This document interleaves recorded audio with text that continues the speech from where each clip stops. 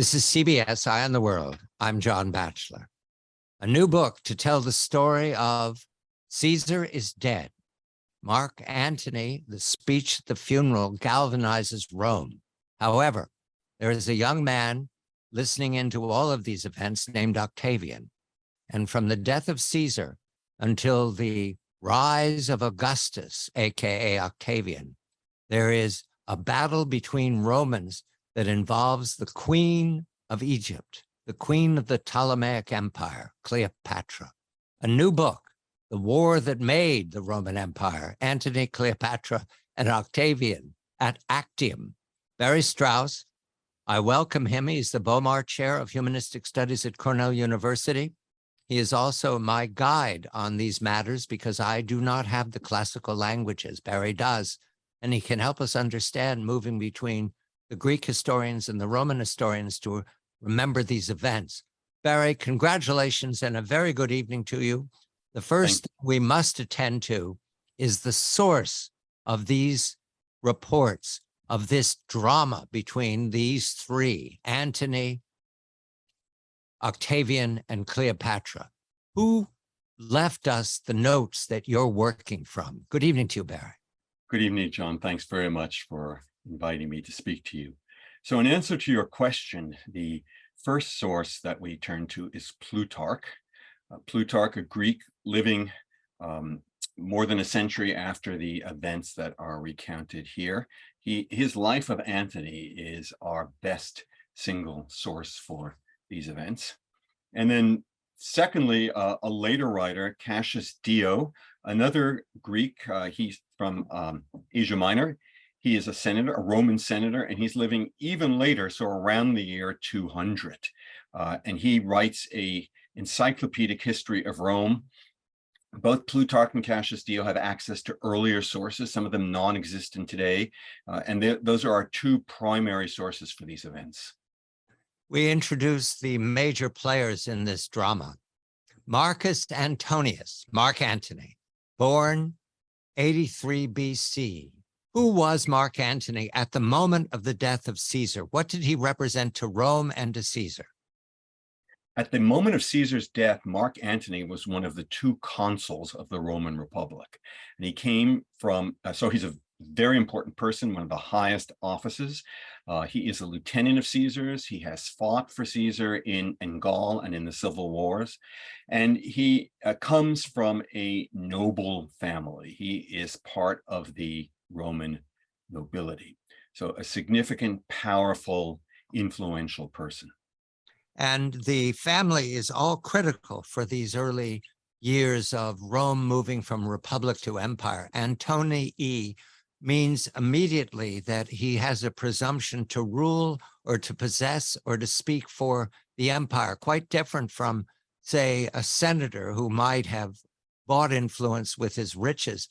We presume that Antonia and the Julians, Julius Caesar, represent something to aspire to, but also a presumption of royalty. Is that correct, Barry? Yes, these are nobles, and Rome is a very hierarchical, class-conscious society. The Roman nobility is a tiny group of people at the very apex of the social pyramid. Those who are members of the nobility have a sense of their authority, their heritage, their right to rule, and Roman people as well would look up to them. They wouldn't always agree with them, but they certainly respect their noble heritage. Octavian, whom we also know as Caesar Augustus after his triumph over Antony and Cleopatra.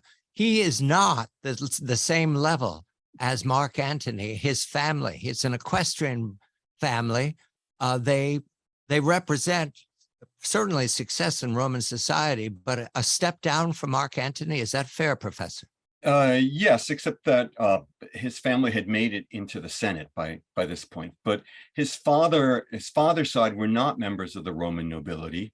They are powerful, important, influential, but a real step down from the Antony, say. However, as by virtue of his mother's mother, he is a relative of Julius Caesar. He is Julius Caesar's great nephew. He is the son of the daughter of Caesar's sister.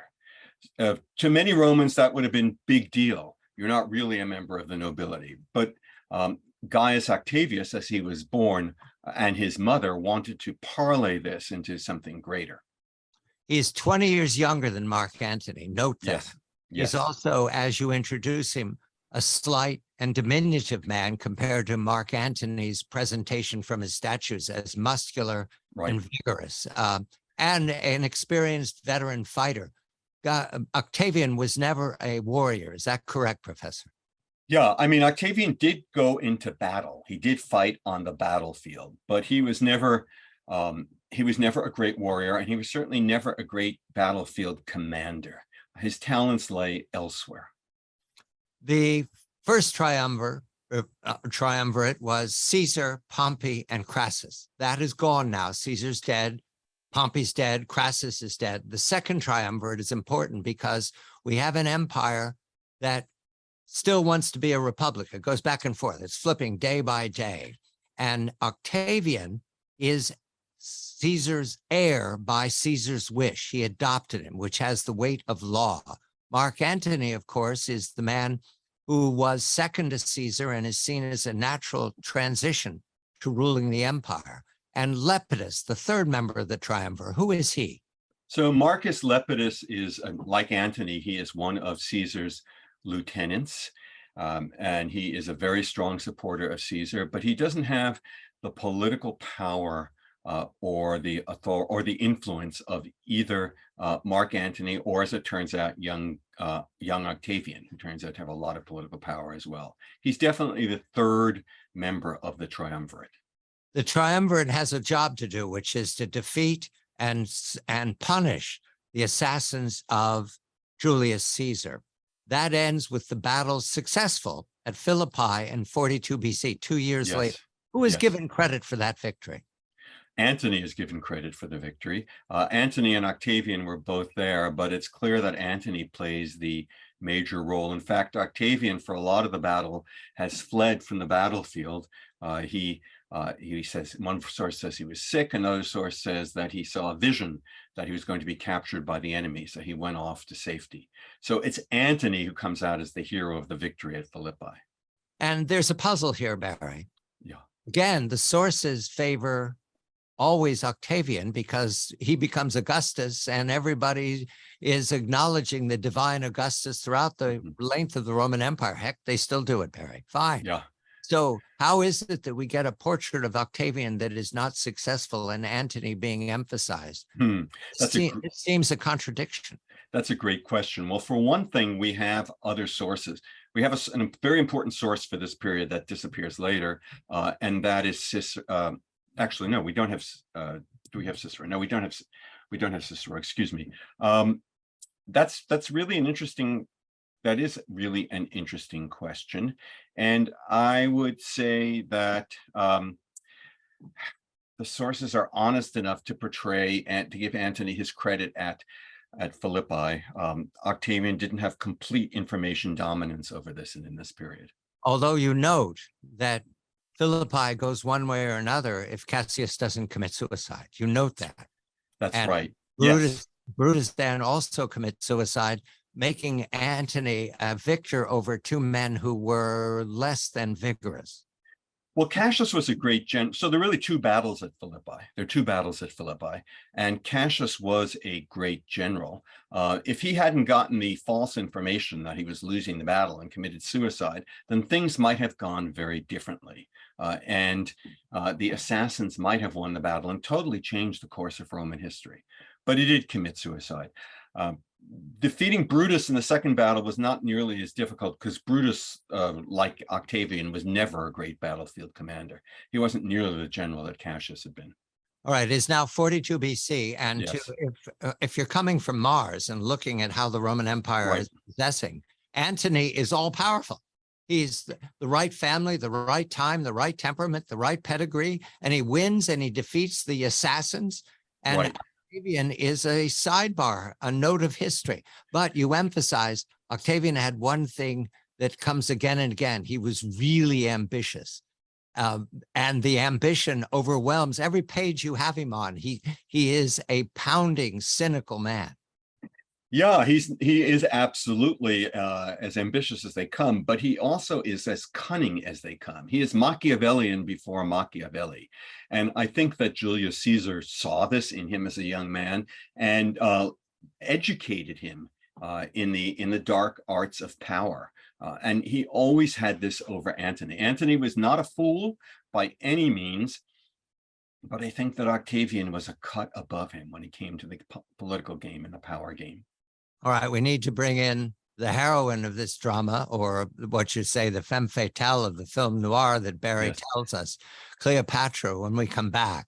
This is Barry Strauss. The new book is The War That Made the Roman Empire, Antony, Cleopatra, and Octavian at Actium. It is now 41 BCE, and here comes the star, steals every scene.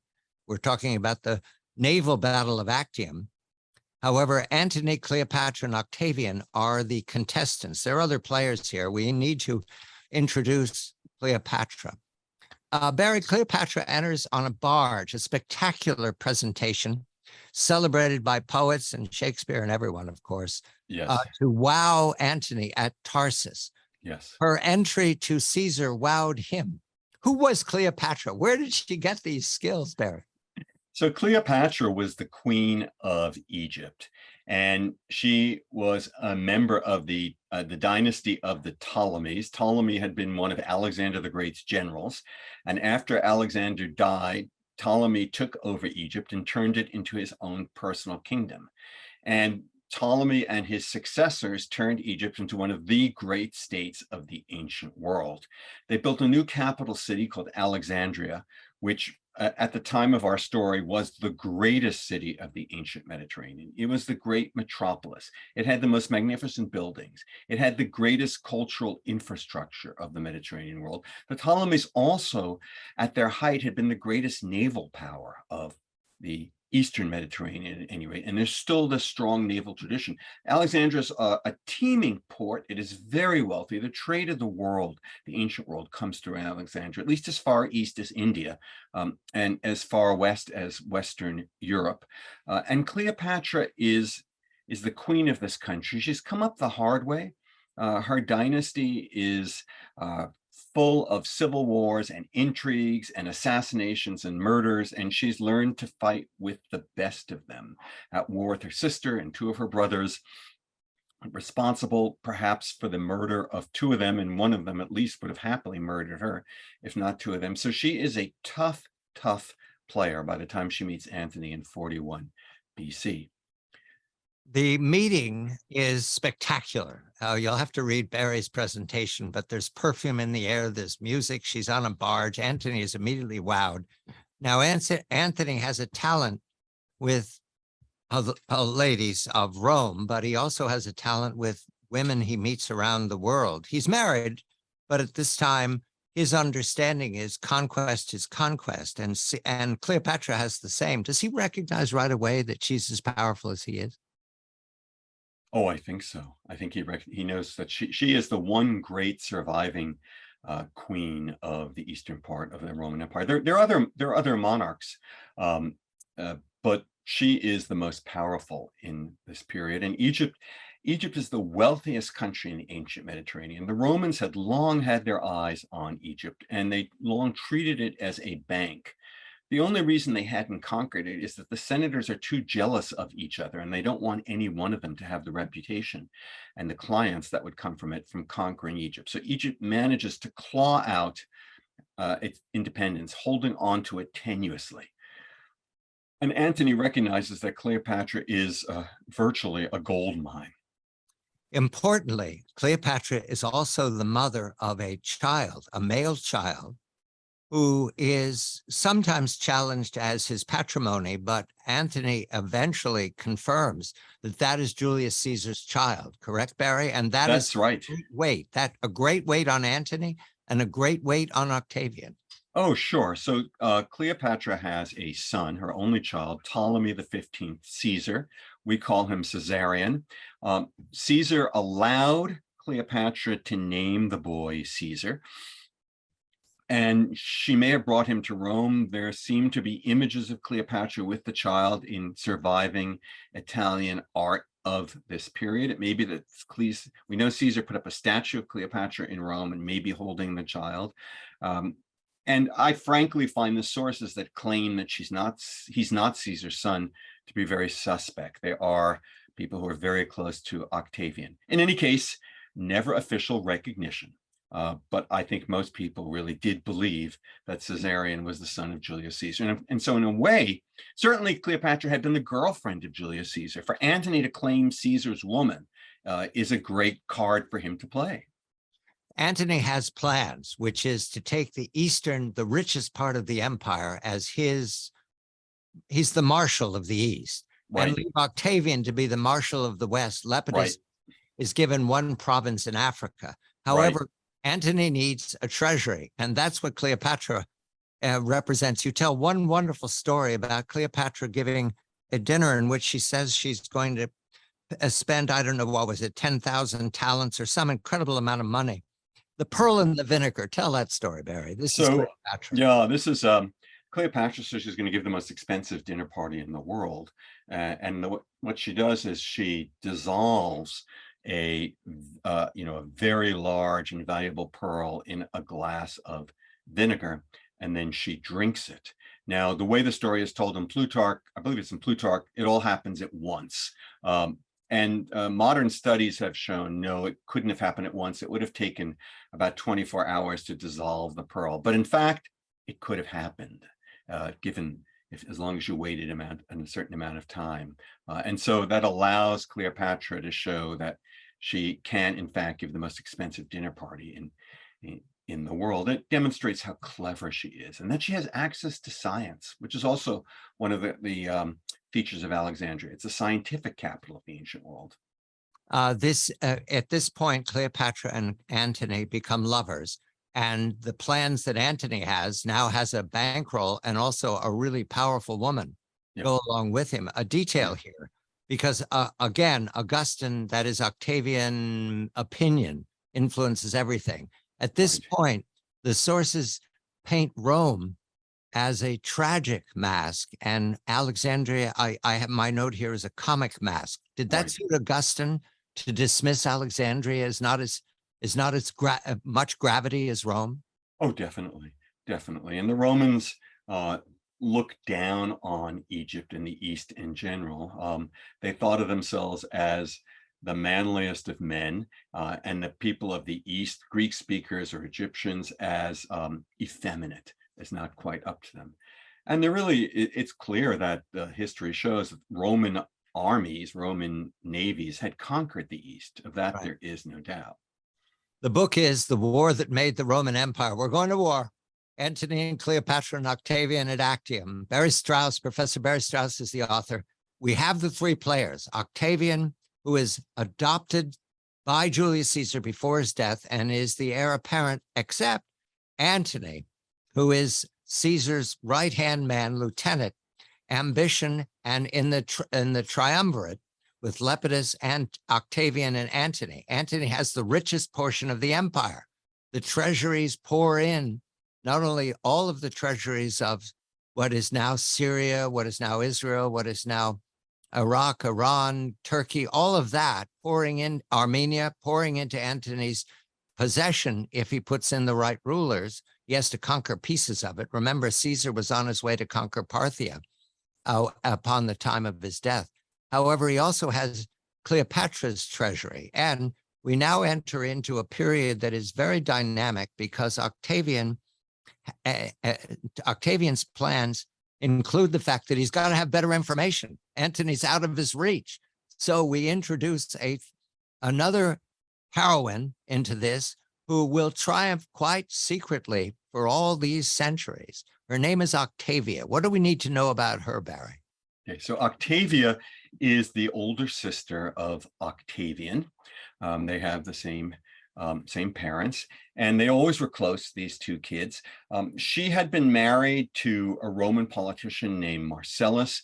He started out as an opponent of Julius Caesar, a dogged opponent of Julius Caesar, and then somehow mysteriously he switched allegiances to Caesar's side. Perhaps his wife, Octavia, had something to do with it. Anyhow, he died. She was a widow, and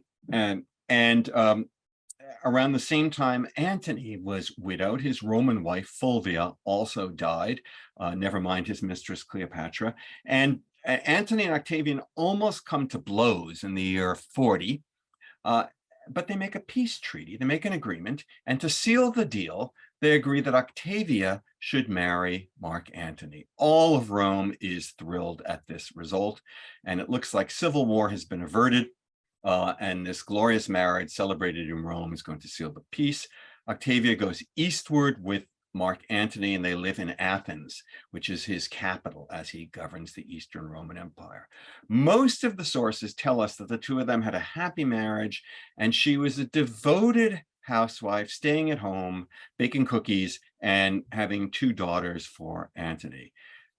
But one source, Tacitus, the most Machiavellian, again, of ancient writers, tells us that this was a fatal connection. And I want to go with that. I think that she is always loyal to her brother. Providing very good information about Antony's plans. Cleopatra Exactly. is in Alexandria, Yes. and during this period, or this is 40 BC to about 36 BC. Yeah. The Roman Senate has not decided. Now, the Roman Senate, sometimes I think of it as a large trading floor, like like New York. Yeah. They're buying and selling people and each other and Yeah. revenues all the time. And sometimes I think of it as being inspired about the Republic. What is the opinion of the Senate at this time towards Octavian? I think that the Senate is very mixed towards Octavian. Some of them see him as a brutal kid, not really one of them, not really part of the aristocracy. He moves up in the world by marrying a series of high-born Roman women. He marries one first, and then he divorces her, and then marries. The ultimate prize is he marries Livia. She comes from the highest family in Rome, the absolute acme of the Roman nobility. He has a lot of enemies in Italy. He has faced with an uprising because he has to uproot some settled veterans in order to find land for the veterans of the Civil War and the battle veterans of Philippi. He has to fight a war in central Italy while Antony's off in the east in order to maintain his position. And then there is Sextus Pompey. Sextus Pompey is the son of Gnaeus Pompey, who was defeated by Caesar. But Sextus Pompey is an ambitious man. He has revenge in mind. Is he a pirate king? Is that how to think of him? He is a superb naval commander and strategist. He builds up a kingdom, but it's based in Sicily, but also controlling Sardinia. He's able to raid the Italian coasts, and he's able to cut off the grain supply to Rome at will. And so Octavian and Antony as well are forced to make a deal with Sextus. And then Octavian thinks better of it and decides that he wants to get rid of Sextus and wants to destroy him. And now we introduce the secret weapon of Octavian's success. There is no Augustus, there is no divine emperor without Marcus Agrippa. Introduce him, please, for us, Barry. Marcus Vipsanius Agrippa. He does not come from the Roman nobility. He comes from a lesser family, though certainly a wealthy family. And he is a boyhood friend of Octavian. One of Octavian's great skills is to recognize talent and to reward it, to cultivate it. He's not always successful. Another one of his generals turns traitor on him, but he is totally successful with Agrippa. Agrippa is a brilliant commander, and he is versatile. He's both a great land commander and a naval commander. And Octavian can rely on Agrippa to do the nearly impossible, to build a new navy that can challenge and ultimately defeat Sextus Pompey. And Agrippa does this. He builds a new port outside of Naples, in the Bay of Naples. He builds new ships. He equips them to be able to fight, in effect, a land battle at sea. They simply cannot maneuver. They're not as good as seamanship as Sextus Pompey's commanders. But they can come close to the enemy, and they can fire a harpoon, a kind of harpoon, to immobilize the enemy ships and to allow their ships to come close and to send the Marines in to board them. And this period of time between 40 and the Treaty of Brundisium and the rising of these contestants to fight each other, Right. both are demonstrating their prowess as warriors, as conquerors. Right. In the Roman Republic, you got to show that you're growing the empire for us to give you respect. Absolutely. Yes. Let's begin with the triumvirate is re-engaged in 27. Lepidus is off in Africa. They don't really worry about him. Octavian's got the West, Italy and Spain. Right. Antony claims the East plus Gaul at this point, I think. Gaul as well. Antony's got the big portion. But Antony wants to demonstrate that he's a conqueror. He's not the great general we think of him. I was surprised by this, Barry, and he's disappointed as he marches. Well, he takes on pieces of the Parthian Empire. He first picks off Armenia, but that isn't his big ambition. What is the opinion of the Roman sources of Antony as a general? You know, it's clear that Antony is not, as you say, exactly as you say, he's not a first-rate general in the end. He has this one great victory at Philippi. And also, as you rightly said earlier, that's partly luck. It's partly that the enemy makes some mistakes and the enemy's best general mistakenly commits suicide. When Antony goes to war against Parthia, he wants to invade essentially what's now Iraq and part of Iran, and he goes through what is now northwestern Iran. He totally fails. He races ahead against the enemy with his supply train and his siege train following after him. And the enemy cleverly and cunningly goes not after him, but after his siege train and supply train, and they destroy it. So here's Antony. He's reached the enemy capital. He cannot possibly successfully lay siege to it. There's not much he can do. And he's forced, after a show of force, to turn around and make his way back towards the Mediterranean. And on the way back, through icy roads, the beginning of winter, through the mountains, the enemy harasses him and picks off pieces of his army. He rather heroically holds the army together. But by the time he gets back to the Mediterranean, he's got his tail between his legs. And it is credible that he's lost something like 25% of his army, which is huge to have losses of that sort. So while Antony is demonstrating in part that he's successful, another part of him suggests that there's not absolute confidence that he is the man to rule the empire. Meanwhile, Octavian is, thanks to Marcus Agrippa, is entering into the Illyrian War. Yeah. How did he do, and how did Rome hear that contest? So after defeating Sextus Pompey off Sicily, with the help of Agrippa, Octavian then goes to Illyria, which is the former Yugoslavia, let's say, defeating enemies of Rome on the coast and then inland. Octavian's actually wounded in these battles, which is a mark of honor as far as Rome is concerned. And he extends the Roman conquest of these areas, also getting very valuable sailors and naval technology on his side.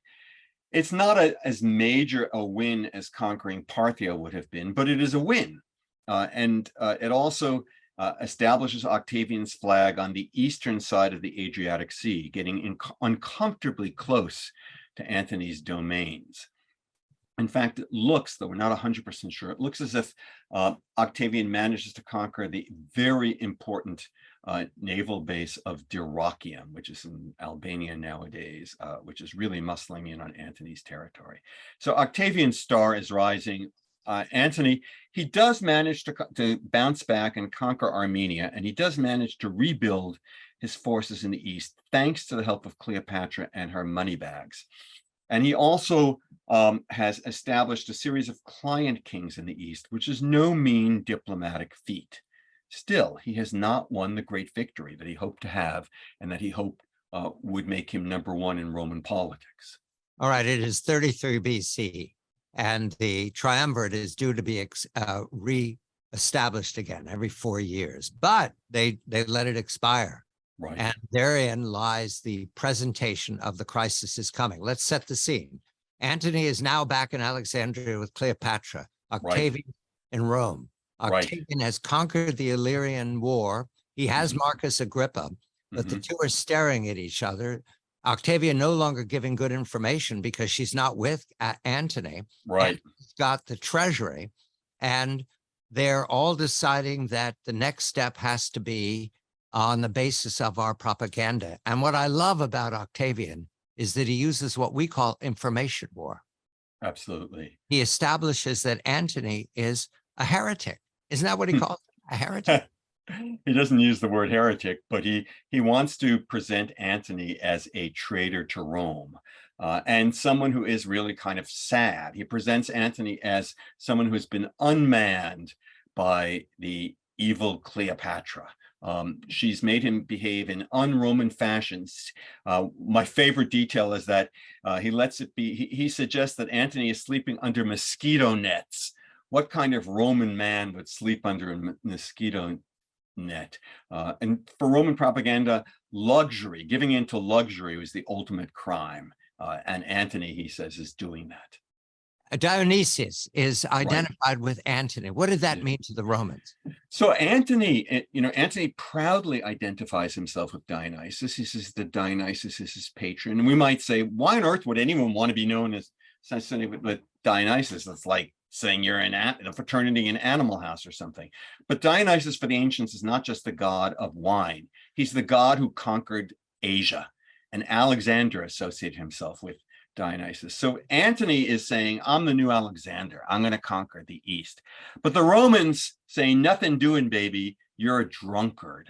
You are the Dionysius who is the god of wine and nothing else. And that's how, that's another part of Octavian's propaganda, that Antony is simply a drinker, not to be taken seriously.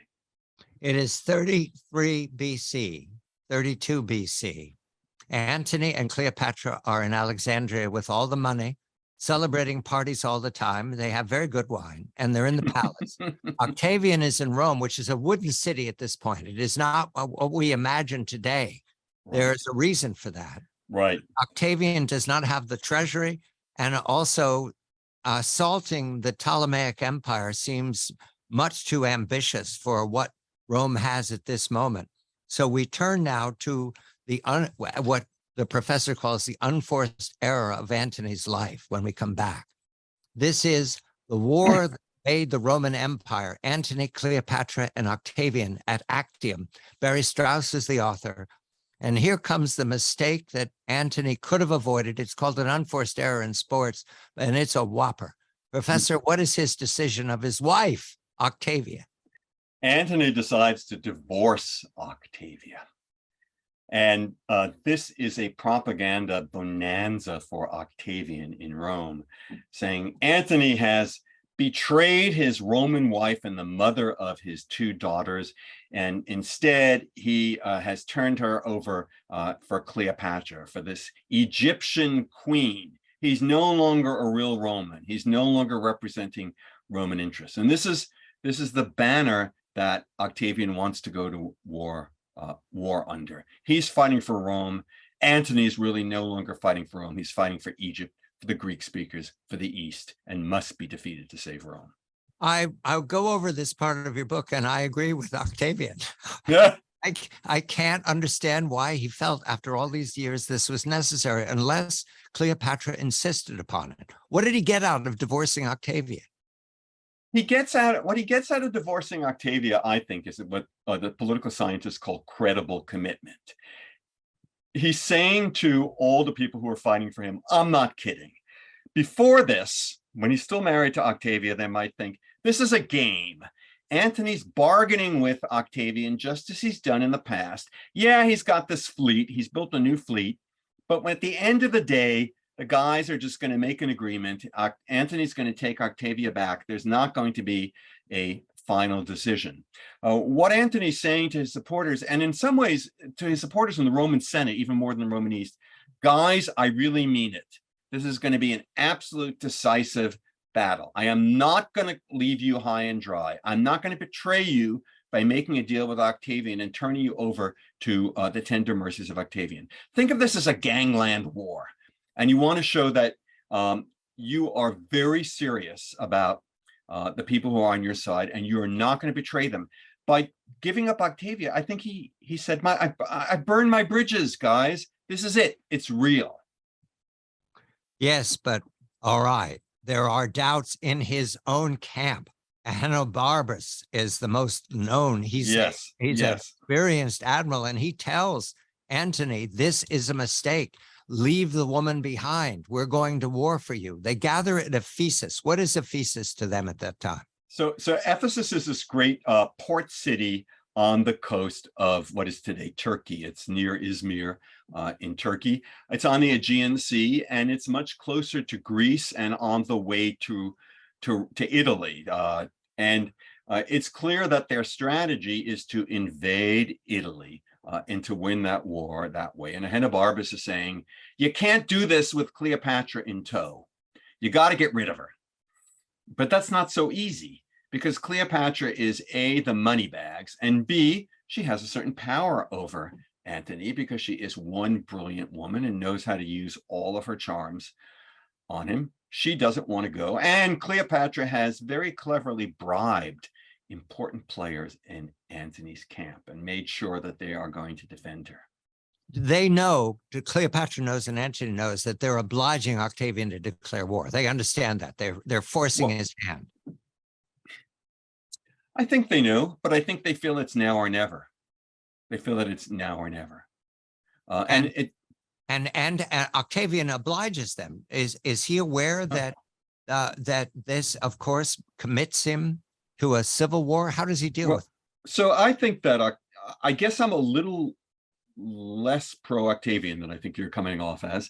I think that if Antony and Cleopatra had had their way, Antony would have gone back and reopened the Parthian campaign. He'd rebuilt his army in the east thanks to Cleopatra's money, and he wanted to invade Parthia again, and he had conquered Armenia and brought the king of Armenia in chains to Alexandria as a prisoner. It's Octavian who says, no, I'm not going to let this happen. I'm not going to risk Antony defeating Parthia. I'm going to declare war on Antony. And then Antony obliges him by divorcing Octavia. It's then that Ahenobarbus wants to get rid of Cleopatra and send her back to Egypt, because he feels this is a terrible way to present ourselves to the Roman people. And how can we possibly invade Italy with Cleopatra in tow? I mean, this is going to be a huge question. Yeah, it's a really good question. It would have been really tough, because she brings not only the money but the Ptolemaic navy. So she has Ptolemy's soldiers with her, and that is anathema to the Romans, that there would be an invading army from a foreign land. Yeah, it would have been. This would have been. I think Antony would have had a lot of explaining to do if he had actually done this. He's giving propaganda tools to Octavian, is how I see it, Professor. He is, definitely. He's definitely giving propaganda tools to Octavian. But remember, Octavian, no matter all the propaganda, he has one tool that no one else has in the Roman world. His name is Marcus Agrippa. And when we come back, what that means for the Battle of Actium, the book, the war that made the Roman Empire, Antony, Cleopatra, and Octavian at Actium. Barry Strauss, Professor Barry Strauss of Cornell University, is the author. I'm John Batchelor. It's a great treat to speak with Barry about a battle that I did not know to solve before this book, Actium. It's understood as a naval battle. Well, sort of. It's also a battle of maneuver. And it teaches the lesson again and again we get in the 20th and the 21st century. Tactics are for amateurs. Logistics are for professionals. And what you're about to hear is Barry Strauss's explication of how Octavian defeated Antony because he had a logistical genius named Marcus Agrippa. Barry, thank you very much. We need to do a little geography. Why did the vast Ptolemaic fleet built by Cleopatra's treasury, Cleopatra and Antony leading, they went from Ephesus to Patra to the western coast of Greece? Why? What did that mean for their logistics?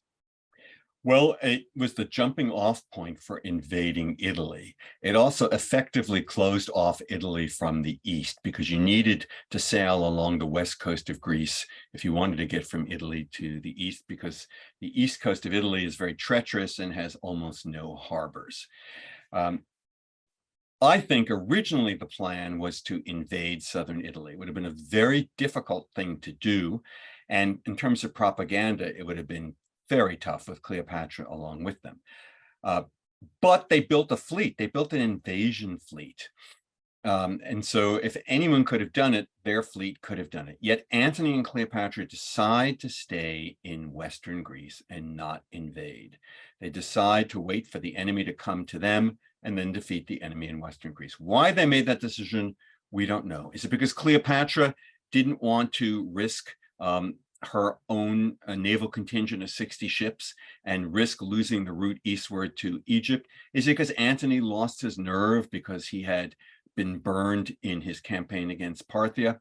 Is it because they thought that Cleopatra was just too much of a propaganda negative to invade Italy? We're not sure. But there they are on the west coast of Greece, waiting for the enemy to come. So the west coast of Greece then is set up for them to launch an invasion fleet. So that's right. I think of it as the southern coast of England set up Correct. Invasion fleets on Normandy. That's right. And it's as if Eisenhower decided to wait for the Germans. It's very strange. It's very strange, and it's very un-Caesar. Julius Caesar was all about taking strategic risks.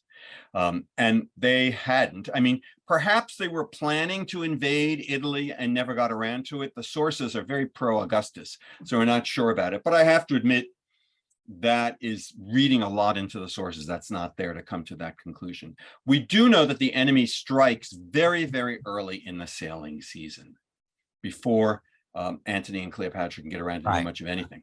March of 31 BC. That's the right. date. Yeah. Now, establishing the supply line from Egypt to Ephesus to Patrae to the western shore of Greece with this vast fleet, merchantmen coming back and forth, feeding a large army and a naval contingent. And Marcus Agrippa enters. Marcus Agrippa is the admiral who accompanies Octavian in conquering Sextus Pompey at Sardinia, Sicily, who conquers the Illyrians in the western coast, what is now Yugoslavia. Marcus Agrippa sees that logistics is the way to go forward. What is Methoni? Where is that? So Methoni is a port, an extremely good harbor, and a fortress on the southwestern coast of Greece. You can still visit it today, and there's a beautiful castle there, a Venetian/Ottoman castle at Methoni, because it remained very strategic in early modern times. And Methoni is guarded by a man named Bogud. As I read Barry's book, I've said, man, oh man, where does he get these characters? Bogud is from Mauritania. Yes, he's the deposed king of Mauritania, modern Morocco. And earlier in life, he'd been a great supporter of Julius Caesar. Julius Caesar helped himself to an affair with Bogud's wife, or one of his wives, a woman named Eunoe, and Caesar gave Bogud many goodies in return. Bogud was essential with his cavalry in helping Caesar in the Battle of Munda in Spain, the last battle of the Civil War. But Bogud supported Antony, and that was a mistake. Octavian is able to turn on him, support Bogud's enemies at home, and Bogud is forced off his throne. He's now in the east, a king without a throne, and he is in command at Methoni, this Mauritanian king. Where there was a wall? Where we presume Methoni is a fortified place. Yes. We presume there was a garrison, but as you reason, perhaps not first-rate troops, Agrippa sees that attacking Methoni will cut the supply line. Was that his plan? Yes, his plans to attack Methoni by cutting the supply line. But it's a risky plan because Methoni is as far as you can get in Greece from southern Italy. There are many places that are closer. And also it's the very beginning of the sailing season, when there's always something of a risk. But Agrippa knows that this will give him the advantage of surprise if he can go against Methoni under these conditions. You speculate, as do the sources speculate, how he did it, because all you have, I think, is in the Greek or the Latin, he came by sea. Yes. How do you imagine? This is an amphibious landing, very difficult. Did Agrippa have first-rate soldiers? Were they trained for this? Yes, I'm sure that he did. I mean, he'd done things like this in Sicily against Sextus Pompey. So he already knew how to do this kind of thing. And again, in Illyricum. And he had excellent sailors. He knew all about cunning. He knew all about tricks. So they knew what they were doing. Also, I'm almost certain that he had locals from the Methoni area to guide him, so that he wasn't fighting blindly. And he knew that the best time to do this, launch this kind of attack, was when there was a what we call a quarter moon. Essentially, it's a half moon in common parlance, and also to attack in the pre-dawn hours when a garrison would be at its worst, at its most tired. I think that's what he did. I imagine him going first to an island off the coast called Sapienza. Later on, it was a pirate's lair, and launching his raid from there, guided by expert local pilots, finding a weak place in the wall, or attacking in the pre-dawn hours, and pulling off this remarkable coup, taking the most important supply base of the enemy and capturing it by sea. A really great feat. And the puzzle here, Antony is at Patre at this point. Yes, yes. Antony doesn't react. He doesn't know. He learns slowly. No, I think he finds out what's happened. But by the time he finds out what's happened, it's a 1-2 punch. By the time he finds out, Octavian takes the rest of the fleet and he launches, he attacks the northern side. So imagine Antony and Cleopatra in the middle at Patre in the northern Peloponnesus. There's an attack on the southern coast at Methoni, and then suddenly the rest of the fleet comes and attacks in the north. And that's going to be the main area. That's where the main action is. That's where Antony's main fleet is. So he's got to go up there. He wants to defeat Octavian. I don't think he has the time or the luxury to try to get Methoni back. It's time for the Battle of Actium. And look at your map of Western Greece. Methoni is in the south. Right. Patre is in the middle, and above that is Actium, where the main fleet is. It's a natural harbor with an entrance that can be easily guarded. Yes.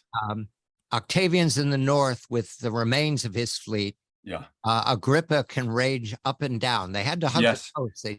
They weren't not able to sail easily at sea. They couldn't tack. They hadn't needed the wind at their quarters. Right. When we come back, we're going to fight Actium.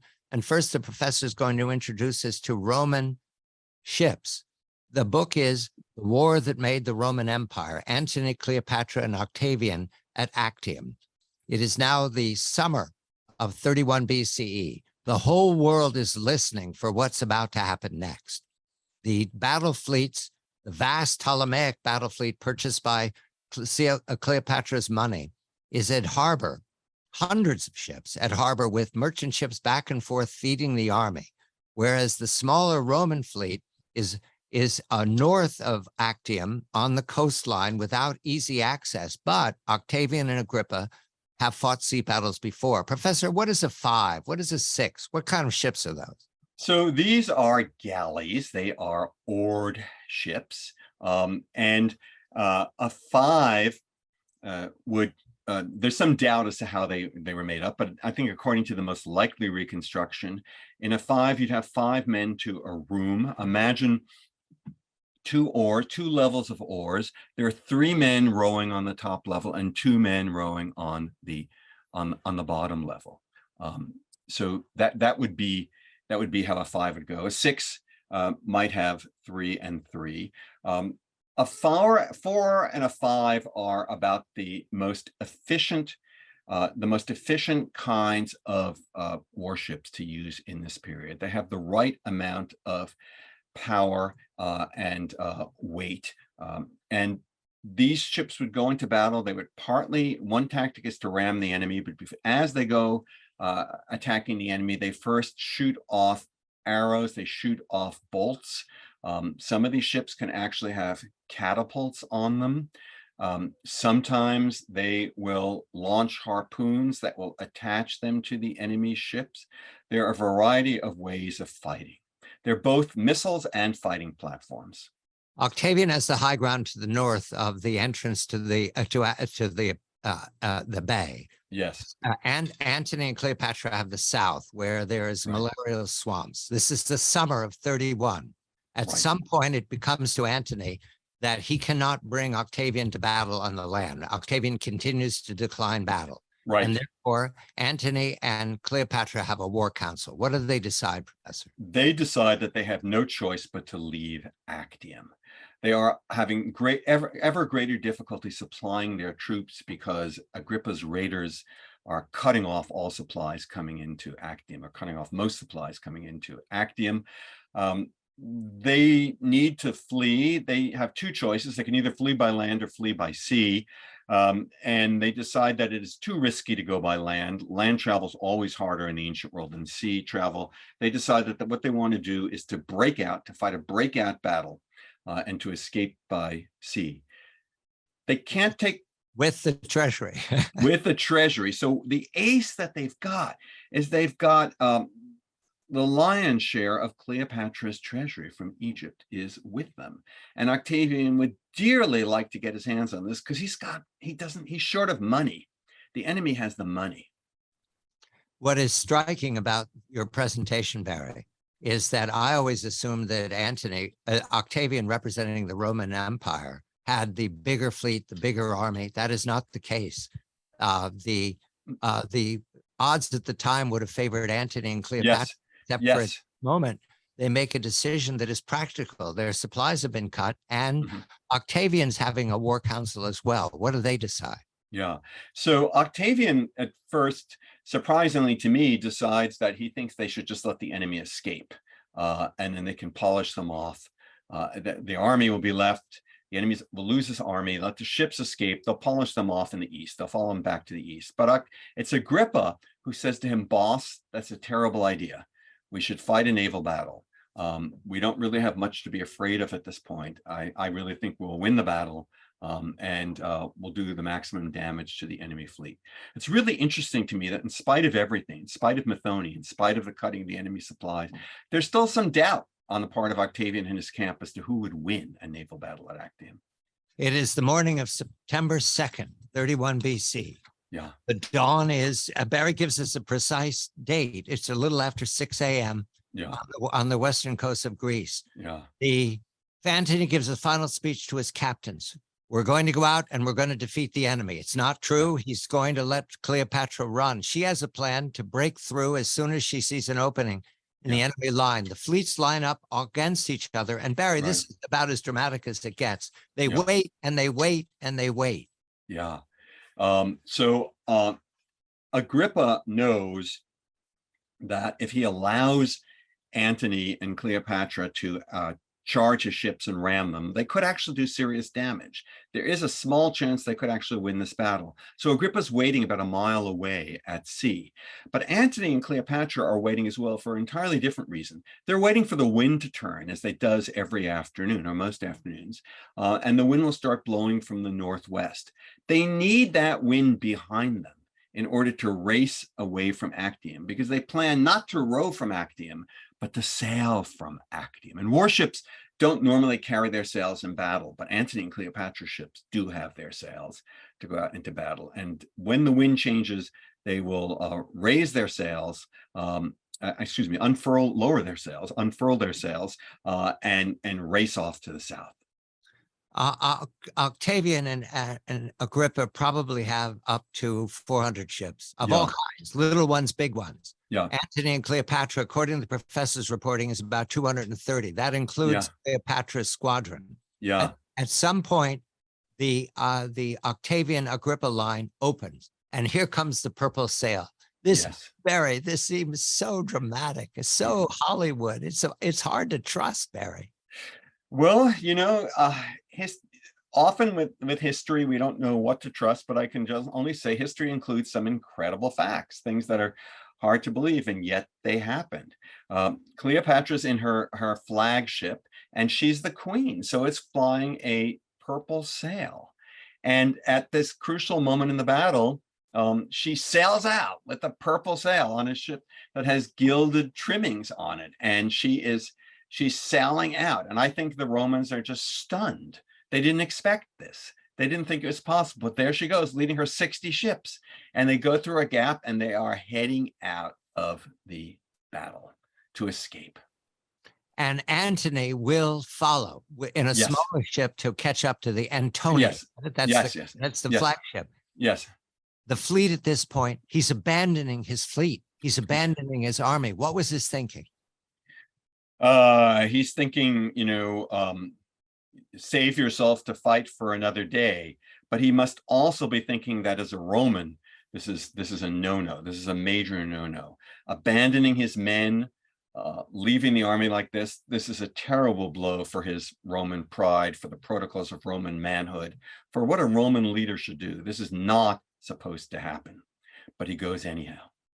Yes, and they break out. They've got their sails up. It will take some time for the fleet, the Octavian fleet, to follow them. So it's going to be a success. However, the surprise to me also, surprise after surprise, Barry, is that the fleet doesn't surrender. His fleet, Antony's fleet, doesn't surrender. They fight on. Is that because they're told to give us time to run away? Did they make this decision on their own? I doubt it. I think some of them don't even know that Antony's left. I think a lot of them don't know that Antony's left. They think the battle is going on. They think that they still think they still have a hope to defeat the enemy. They must, or they wouldn't keep continuing to fight. And then later in the afternoon, again, extremely melodramatic, fire breaks out. Yes. Octavian and Agrippa's ships start shooting fire arrows at the enemy ships.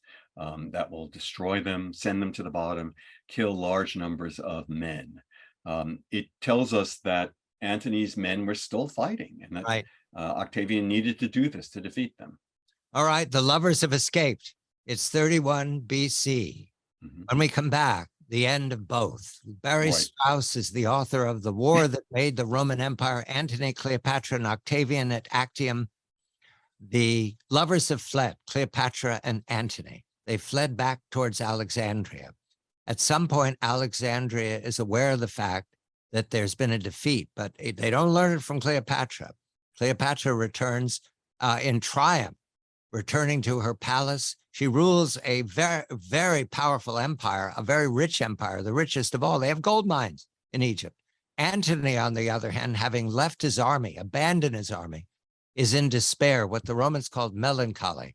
And Professor, I love the scene you present of Antony building a little shelter on a jetty and acting depressed and despairing. Was that artful on his part or genuine? Can we tell?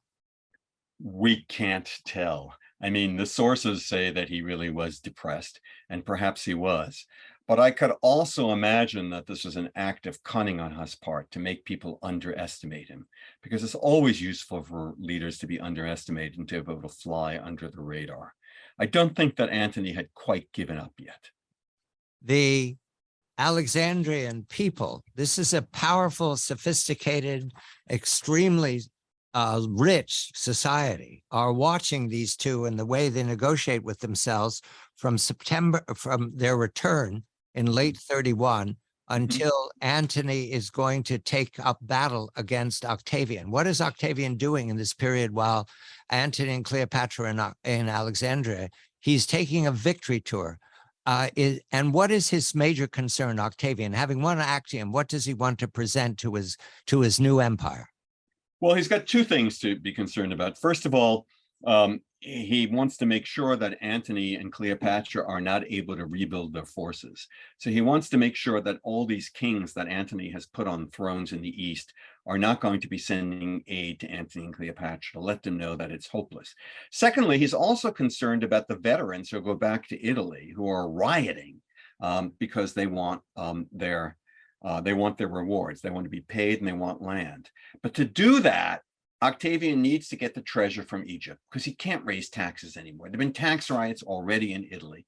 He actually has to go back to Italy at one point from the east, and he's almost killed in a storm off the coast of Greece. He's sailing, he's pushing things, sailing at a time of year when he shouldn't be sailing because the political situation in Italy is very dangerous for him.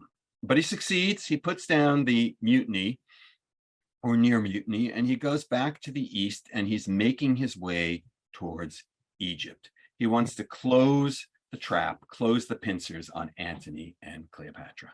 In the meantime, Cleopatra never gives up. She doesn't No. even pretend to be despairing. She No. orders a new fleet built in the Red Sea. What is her thinking? She wants to build a new fleet with which she can sail to India, and then reestablish herself in exile in India and have warships that will protect her and perhaps someday allow her to go back. She is the heir of a dynasty and she has 4 children and she's concerned about their future. She's dubious that she and Antony can stand up against Octavian in Egypt. Antony, on the other hand, has these delusions that he can resist Antony when he comes marching with Herod. They come down from the Gulf Coast across the isthmus into approaching. There's an approach from the east and an approach to the west. Both times they betray to Octavian. I get the feeling that everybody realizes Octavian's going to win, so they just pick their moment to go over to his side. That's right. But it wouldn't have happened without clever diplomacy on Octavian's part. He had to play his cards right. On top of that, one can always wonder and suspect, what's Cleopatra's role in all of this? Has Cleopatra been giving orders to these people to let Octavian through? Is she negotiating with him? Is she turning on her lover? The answer is yes, Professor. The answer is this is a film noir. The professor asked the question at one point, is this a tragedy or a film noir? Well, I went for film noir the whole time.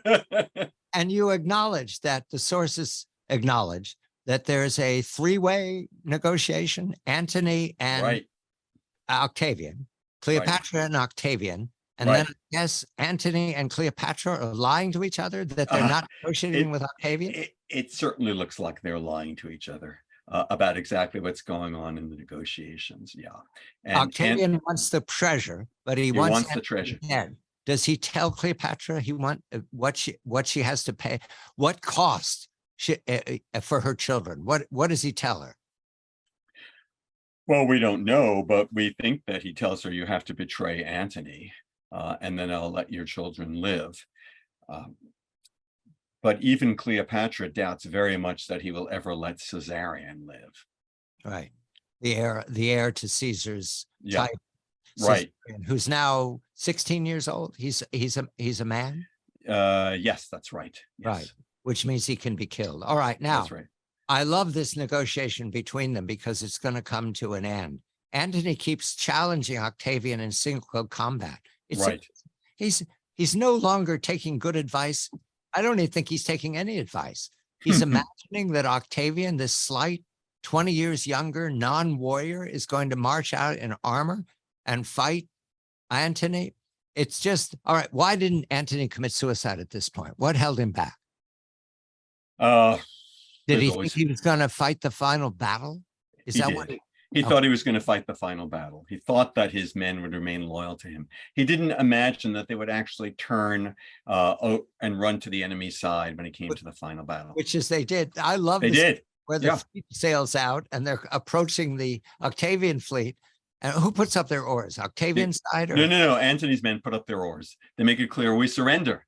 We're going over to you. We're not fighting. All of a sudden, these two forces charging each other, and they wind up shaking hands. Fine. That's right. So Antony is deserted by everyone, including Cleopatra, but still doesn't yet believe that he's lost until she lies to him. She tells him she's dead. That's right. She sends false information to him that she's committed suicide. So then he decides to commit suicide. He asks his trusty slave, whose name unbelievably is Eros or Cupid, to kill him. And Eros says nothing doing, and he kills himself instead. Maybe Eros thought he'd be tortured if he killed Antony, and perhaps tortured by Octavian. He'd prefer a clean death. Or maybe he was so loyal that he just couldn't kill his boss. Take your pick. I can't help myself, Professor. Plutarch and Cassius Dio at this point are not entirely in agreement, but they're all we have, correct? I mean, they're all we have. They're all we have. And there is, so I have a colleague, I believe she's in California. I forget whether she's at UCLA or USC, who says, nonsense, nonsense, nonsense. We can't believe any of this. I agree. It's all Octavian's propaganda. I agree, because it's so theatrical. You know, you can see the scenery and behind them. She's in a mausoleum she's built, Right. filled with firewood, because she means to burn it all down upon her treasure. Right. If she's invaded. Right. There's one little window where the masons Right.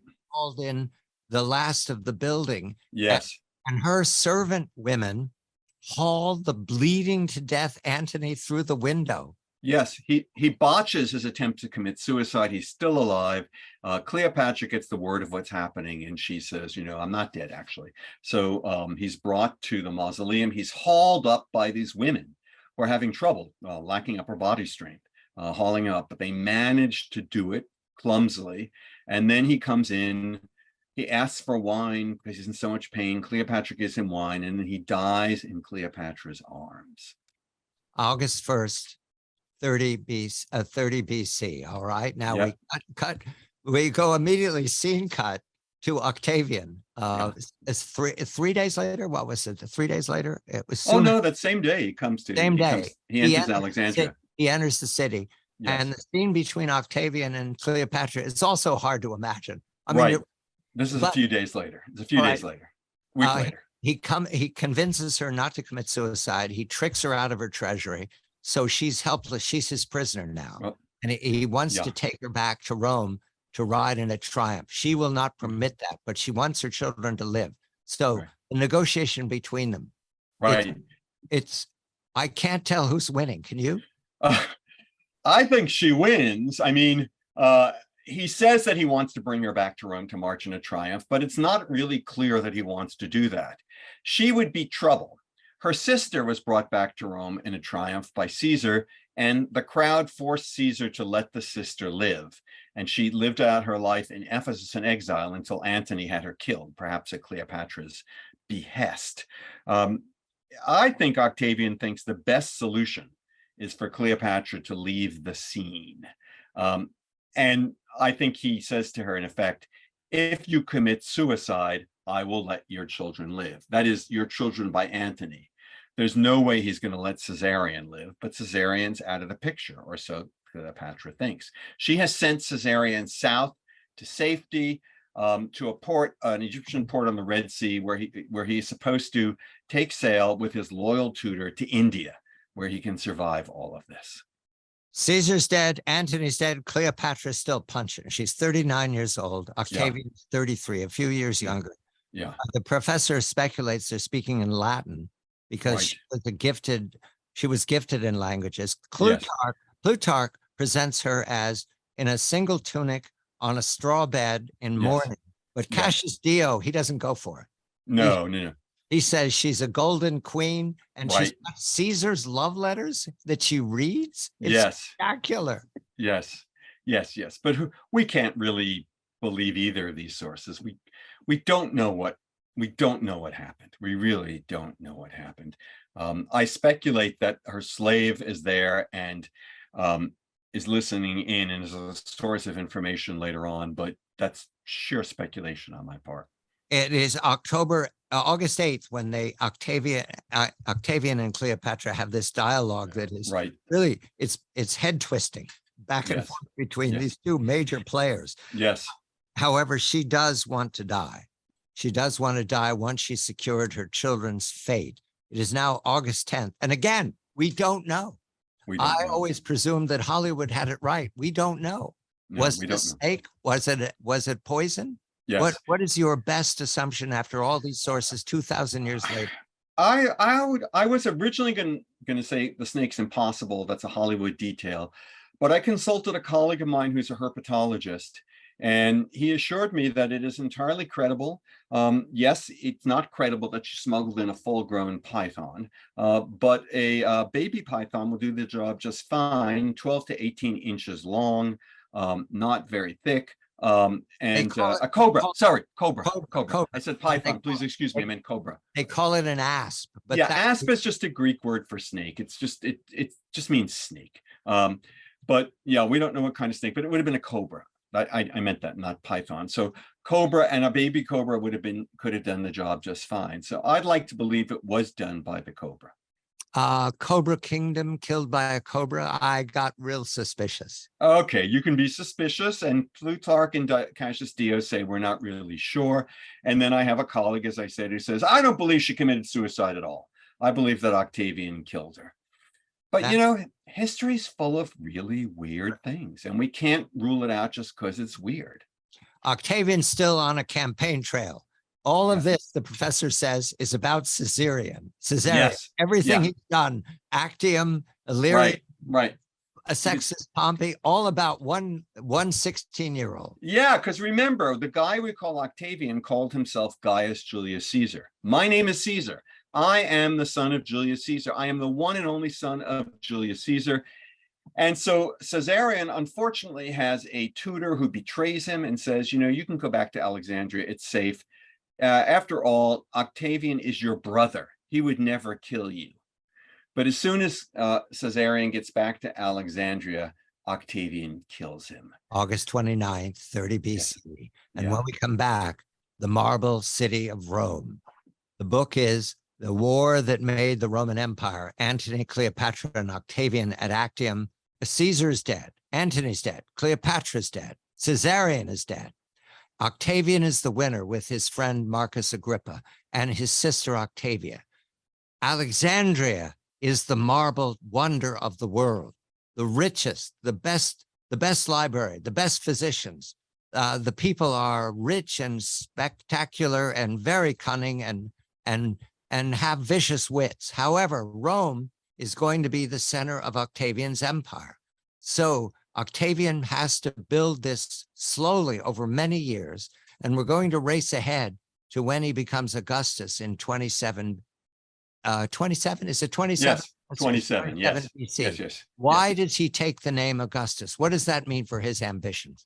So Octavian is a very cunning guy, and he knows that his great uncle Julius Caesar failed because he made himself a dictator in perpetuity, and because people suspected that he wanted to be a king, and he behaved in ways that allowed people to have this suspicion.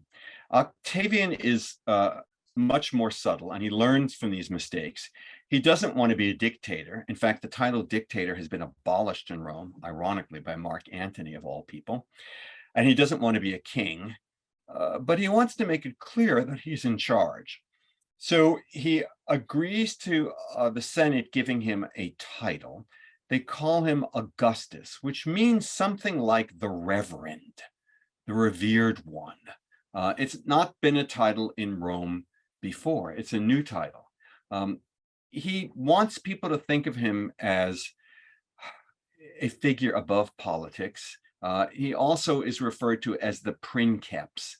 That means the first. It comes from the practice in the Senate where the most prestigious person in the Senate, the one with the right to speak first, is called the princeps senatus, the first of the Senate. We get our term prince from it, of course, but in this period, it doesn't mean prince. It just means first man. That's how he wants people to think of him. It's not an official title. It's an unofficial title. But Octavian was a master of something the Romans were always good at, and that is using authority instead of power, knowing that you could get ahead by people respecting your authority, even if you don't have legal power. Antony's memory is not welcome in Augustus's Rome. Octavian Augustus. And his birthday is January 14th. Yes. And I love the detail. How did they do this? Nobody conducted business that day, or they did? That's right. It's called the dies nefastus. It's a day on which you're not allowed to conduct public business.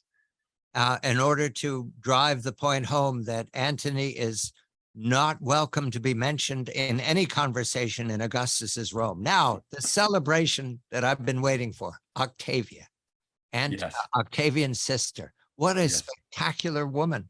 And you said that she falls out of the document, out of the histories for 10 years. She raises all the children. Yeah. So Antony, if Octavian has promised to let Cleopatra's children by Antony live, he's as good as his word. He brings them back to Rome. They are raised on the Palatine Hill by Octavia, who's also raising her own children, and she's raising Antony's surviving son by a previous wife. She is a very powerful lady. She's not the most powerful lady in Rome. The most powerful lady in Rome is Octavian's wife, Livia. Livia does not have any birth children by Octavian, but she has two sons by an earlier marriage, who are important people themselves. But Octavia has children by an earlier marriage too, and one of them, Marcellus, marries Octavian's only birth child, his daughter, Julia. And Julia and Marcellus are meant to create the new dynasty that will follow Augustus in ruling Rome. And so Octavia is a very powerful lady. Her son is going to be the first man in Rome one day. Unfortunately, it doesn't work out. He dies young. He dies young. And Octavia, though, is to be remembered because she is not Tiberius's relative, No. although through adoption, I imagine you could work it out that way. But Tiberius succeeds Augustus. It is now 14 AD. 77-year-old Octavian Augustus lays dying. It is August. I wonder, every August, did he think it was his month? Did he think of the in Alexandria? Did he think of those events every August? I wouldn't be surprised. I mean, it's one of the reasons. It was just one of the many one of his many triumphs in August. He has the month. He's named for the month, or the month is named. No, for the him? month is named for him. Right. Our month August is named after him. And he lays dying in August of 14 AD, knowing Tiberius will succeed him. But after Tiberius, Octavia enters. She is Caligula's grandmother, great-grandmother. Yes, yeah. She is Claudius's grandmother. Yes. And she is Nero's, this gets confusing, great, I'm not sure. I'm not sure either. I don't remember. But yes, she's there in the background. Isn't it something? And the memory of all of these events come back to Cleopatra, always Cleopatra. Does her statue remain in Rome under Augustus's time? Does he? Wow, what a question. What a question. We don't know. We don't know. It's hard to believe that he allowed it to continue to stand in Rome. The book is The War That Made the Roman Empire, Antony, Cleopatra, and Octavian at Actium. What a trio. Barry Strauss, Professor Barry Strauss of Cornell University is the author. I'm John Batchelor.